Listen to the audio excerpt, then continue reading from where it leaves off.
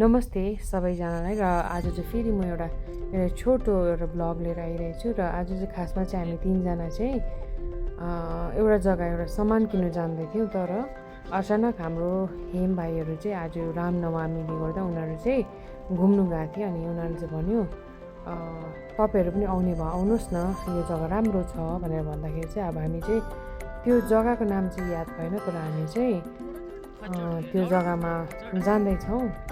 र अब यो चाहिँ त्यो जग्गा पुग्नु भन्दाखेरि अगाडि on the way to that place मैले हेमलाई सोध्नु पनि बिर्सेछु त्यो जग्गाको नाम। तर अब हामी चाहिँ यो जग्गामा जाँदैछौँ। र यो हुनु चाहिँ त्यस्तो अब यहाँनिर बाटो त्यति साह्रो राम्रो होइन, तर भए पनि अब त्यो गाडी हिँड्नु सक्ने खालको र एकदमै हामीलाई चाहिँ अब नयाँ जग्गा हामीलाई चाहिँ धेरै नै राम्रो लाग्यो।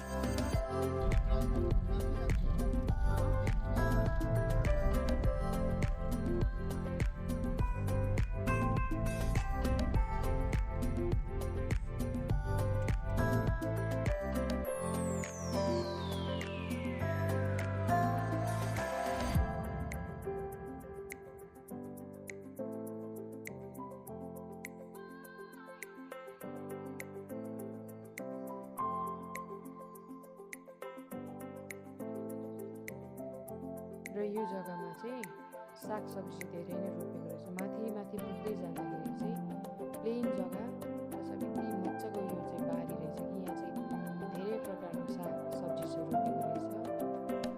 मेरो पनि बारी भएको यसो रोप्थ्यो। अब यहाँ चाहिँ गीत गाउँदै रहेछ बुढाले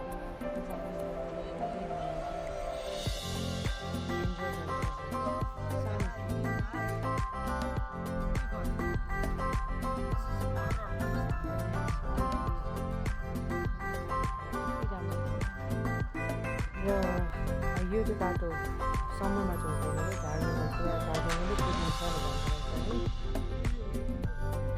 प्लेन रहेछ, तर सिधै स्ट्रेट बाटो रहेछ। र यो चाहिँ हामी अब हेमहरूले जाने पिकनिक खाँदै थियो त्यो जग्गामा चाहिँ हामी पुग्यौँ। र जग्गा चाहिँ साँच्चै राम्रो रहेछ, हामीलाई चाहिँ धेरै नै मन पऱ्यो। अब यहाँ फोटो खिच्नु नै उहाँहरू भन्दै थियो हो, उसको अब केटाकेटीहरूको कता भिडियोजहरू लगाउने होला। अन्त त्यहाँदेखि म चाहिँ उसको पछि फोटो खिच्दै है।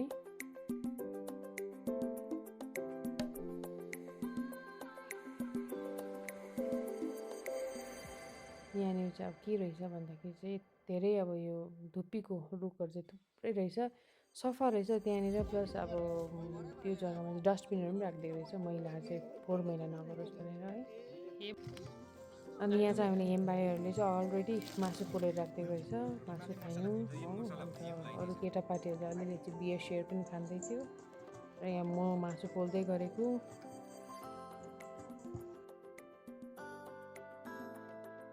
यहाँ चाहिँ यस्तो खालको रहेछ, अग्लो पाइन ट्रिजहरू चाहिँ हो, राम्रो तर ब्युटिफुल, मलाई धेरै मन पर्यो, सफा पुरा।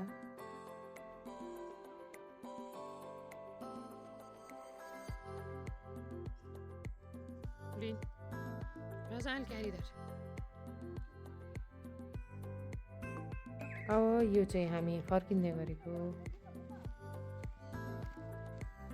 तर एउटा सानो ट्रिप थियो, तर यादगार ट्रिप रह्यो। यो चाहिँ त्यो जग्गाबाट यसरी अब भ्यू देख्दो रहेछ, तर धेरै पनि अब त्यस्तो खालको दिन भएकोले गर्दा चाहिँ राम्ररी त्यो टाढो भ्युजहरू नदेख्दो रहेछ।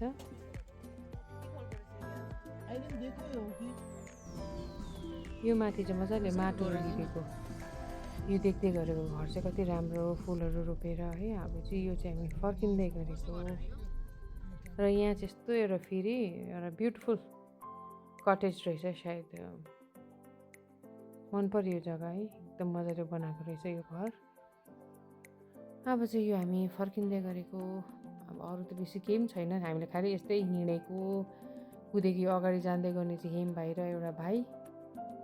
र अब यस्तै हामी चाहिँ यसरी नै अब हिँडेकोहरू मात्रै बेसी देखाउँछु, त्यस्तो भनेको जस्तो अब दामी ब्युटिफुल ब्लग त हुँदैन, तर पनि आशा छ तपाईँहरूले मन पराइदिनुहुन्छ होला भनेर है। अब म नेक्स्ट टाइम यो जग्गामा जब जान्छु त्यति बेला चाहिँ राम्रो प्रकारले म भ्लग गर्नेछु। तर अब योपालि चाहिँ त्यस्तै भएर यो एकदम अनप्लान्ड थियो, हामीले नसोचिकन यो जग्गामा गएको, भनेको जस्तो त्यस्तो रेकर्डिङ गर्नु मिलेन। त्यो पनि अन द वे बिचमा मैले आउँदा भ्लग गर्छु है भनेर चाहिँ मैले चाहिँ यो एउटा सानो भिडियो बनाएँ है।